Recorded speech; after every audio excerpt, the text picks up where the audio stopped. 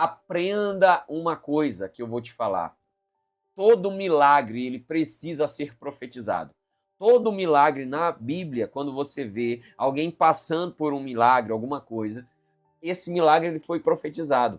Tem um milagre que não foi profetizado na Bíblia, não foi profetizado pelo próprio Jesus, ou seja, não foi declarado por ele, não saiu da boca de Jesus para que o milagre acontecesse, que foi a mulher do fluxo de sangue.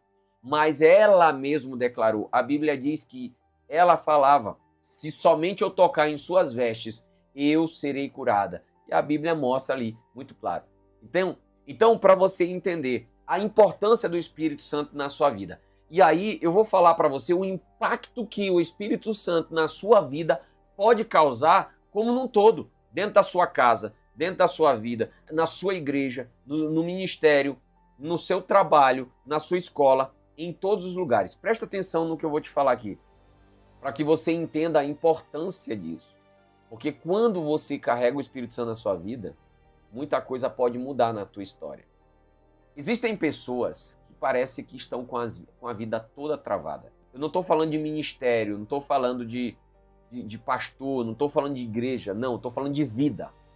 Tem pessoas que se olham hoje e dizem assim, a minha vida está toda travada. Eu quero perguntar para você, será que você não está nesse ponto, nesse momento? Será que você não é a pessoa que está com a vida travada? De que forma? Tudo que você põe a mão não dá certo, não dá dinheiro, não dá recurso. Tudo que você movimenta para fazer não funciona. Tudo que você vai fazer parece que dá errado. Você não prospera financeiramente. Dentro de casa parece que vive em briga. Os seus filhos estão indo para um caminho que não deveriam. Você tem a impressão que a sua vida é muito mais difícil do que a vida de todas as pessoas que você conhece. Talvez você esteja nesse ponto.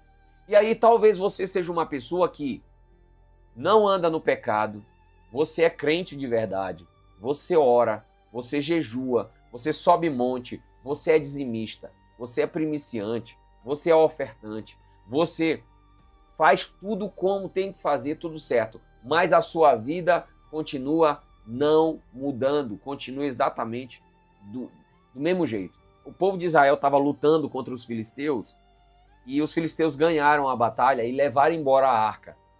Levaram a arca para um lugar, colocaram diante de Dagon e aí quando dava de manhã a estátua estava caída. Aí depois vieram ratos para aquele lugar e veio muitas doenças e o povo começou a morrer de tumores que começou a aparecer no corpo daquelas pessoas. Os filisteus olharam aquilo e falaram, fizemos alguma coisa errada, manda embora essa arca daqui. Mandaram a arca para outra cidade. Quando a arca chegou lá naquela cidade, só o fato das pessoas descobrirem a arca, morreu 50 mil pessoas. Tem uma tradução que fala que morreram 70 mil pessoas. Eles pegaram aquela arca e mandaram embora para uma casa e essa arca ficou lá nessa casa por 20 anos. Presta atenção, ficou 20 anos a arca lá na casa dessa pessoa. A Bíblia conta que Davi então mandou buscar essa arca. E quando a arca vem, Uzá põe a mão e morre. Né? Deus fulminou ele porque ele tocou na arca. Davi mandou essa arca para outra casa. A arca ficou na casa de Obed-Edom. A Bíblia diz que a arca ficou lá 3 meses. E durante 3 meses, aquela família prosperou e prosperou muito em todas as áreas da vida deles. Ou seja, a arca ficou 20 anos na casa de uma pessoa. E você não vai ver nenhum texto na Bíblia dizendo que essa pessoa prosperou na vida, que aconteceu uma bênção na casa daquela pessoa. 20 anos. E você vai ver na casa de outra pessoa que a arca ficou 3 meses e o texto vai dizer que aquela pessoa prosperou muito em todas as áreas da vida. Por que a presença de Deus ficou 20 anos na vida de um e não fez nada e na vida do outro fez muito? Por quê? A presença de Deus hoje é representada pelo Espírito Santo em nós. Nós somos arcas verdadeiras. Agora, a pergunta é, você carrega a presença de Deus? Você é uma pessoa que vai à igreja, ora, faz campanha, sobe monte, faz jejum, é dizimista, é primiciante, mas tudo que põe a mão não dá certo, ou tudo é muito, trava muito. Por que isso? Por que será isso?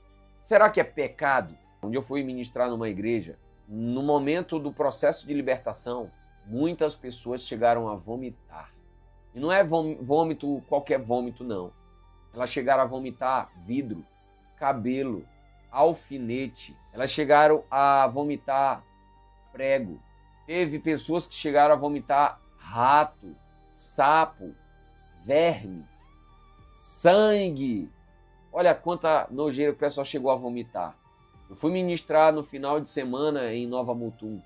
E teve muita gente vomitando lá também, passando por processo de libertação. Nós ministramos em um evento no final de semana retrasado, uma imersão presencial nossa. E teve pastores que chegaram a manifestar demônios na ministração, no processo de libertação. A pergunta que fica, por que isso acontece? Eu perguntei para o Senhor um dia. E o Espírito Santo me deu a seguinte resposta. Pelo mesmo motivo. Por que pessoas não prosperam?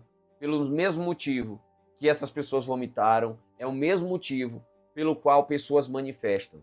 A gente aprende que é pecado. O diabo entra na vida de uma pessoa por causa do pecado. Você já deve ter aprendido também que pelo menos eu, quando eu aceitei Jesus, quando eu me converti, eu vi as pessoas manifestando demônios no culto de libertação e eu achava que era assim, ó. Um certo dia, a pessoa passou na rua, o demônio estava lá na esquina, na encruzilhada, olhou a pessoa, achou bonito e falou assim, vou pegar essa aqui. E entrou na vida dela. Eu achava que era assim. E não é assim. Não é por isso. Não é dessa forma. Então é pecado, pastor, que está na vida da pessoa e por causa do pecado o demônio entra. Não é por causa disso também.